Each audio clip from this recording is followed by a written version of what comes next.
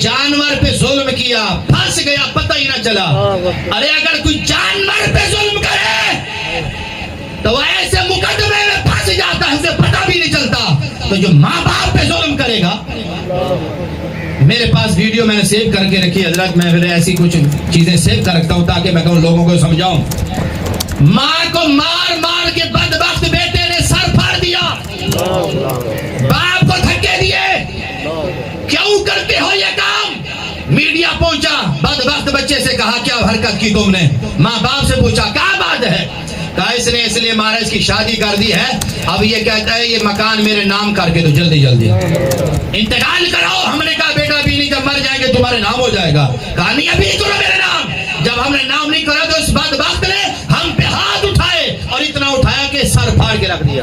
اور ویڈیو میرے پاس, ماں کو اتنا مارا بدبخت نے, وہ ماں رو رہی تھی, پٹیاں بندھی ہوئی تھی, میڈیا وہاں پہنچا ہوا تھا. خدا را یہ کیا ہو گیا تمہیں؟ تمہارا حق نہیں بنتا کہ تم اپنی زندگی میں اپنے ماں باپ سے جائیداد کا مطالبہ کرو. یہ جو وراثت ہے یہ ان کے وصال کے بعد تمہیں ملے گی.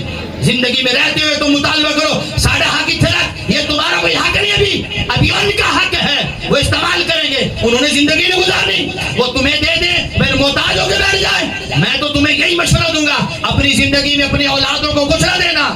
ایسے ان کو پڑھاؤ لکھاؤ سب کچھ کرو, تمہارے نام جائیداد ہے نہ دینا. یہ بچے تمہاری عزت کرتے رہیں گے, اگر دے دی تو پھر یہ بھاگ جائیں گے, پھر یہ کہیں گے اس کو دو, اس کو زیادہ دے دیا, اس کو دو, اس کو زیادہ دے دیا. چھوڑ دو یہ فیصلے. جب شریعت نے رکھا ہی اسی لیے ہے کہ وراثت تمہارے مرنے کے بعد جاری ہوگی, تو پھر مرنے کے بعد جاری ہوگی. لیکن ہمارے یہاں بختی یہ ہے کہ بچیوں کو محروم کرنے کے لیے حضرت جلدی جلدی کر دیں تاکہ بچیاں بعد میں وہ مطالبہ نہ کر بیٹھے. اس لیے حضرات بچوں کے نام کر دیتے ہیں. بچیوں کو تم محروم کرتے ہو, بچوں کے نام کر دیتے ہو, پھر وہی بچے ہوتے ہیں جو تمہاری عزت نہیں کرتے, بھاگ جاتے ہیں تم سے. باقی میرے چند منٹ باقی ہیں, خدا را ایسے حرکت نہ کی جائے. اور یاد رکھ لیں, وہ اولاد بھی میری بات توجہ سے سنیں, اگر ماں باپ دونوں میں لڑائی ہو جائے, بس آپ کا ایسا بھی ہوتا ہے کہ ماں باپ آپس میں ناراض ہو جاتے ہیں. یہ بات پتن میں یہ واقعہ پیش آیا, کتنی بڑی بدبختی ہے. ماں کے کہنے پر بیٹے نے اپنے باپ کو جوتیاں ماری, ویڈیو بن گئی, ٹھٹے مارے, اور ماں کہ اور مار اپنے باپ کو, اور مار, بدبخت کو گھر سے باہر نکال. اور ماں کے کہنے پر اس کے مار رہا تھا. وہ ویڈیو میں نے دیکھی, آج بھی فیس اپنا یوٹیوب پہ موجود ہوگی.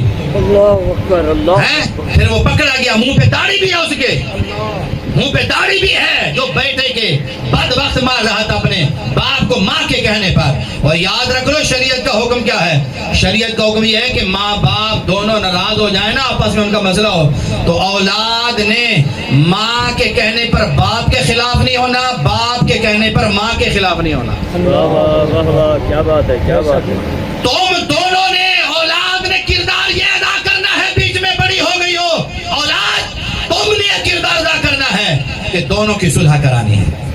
بڑے پیار سے کہنا اماں جان مہربانی فرمائیں, آپ تھوڑی سی مہربانی فرمائیں, آپ غلطی پہ ہیں, مہربانی کریں, ادب سے آئے. میں اماں جان آپ بھی ہماری جنت, وہ بھی ہماری جنت. یاد رکھ لو, میرے آقا سے پوچھا گیا حضور والدین کا اولاد پہ کیا حق ہے. میرے آقا نے فرمایا ہما جنتوں کا و ناروں کا, فرمایا وہ دونوں تیری جنت بھی ہیں, تیری دوزخ بھی ہیں.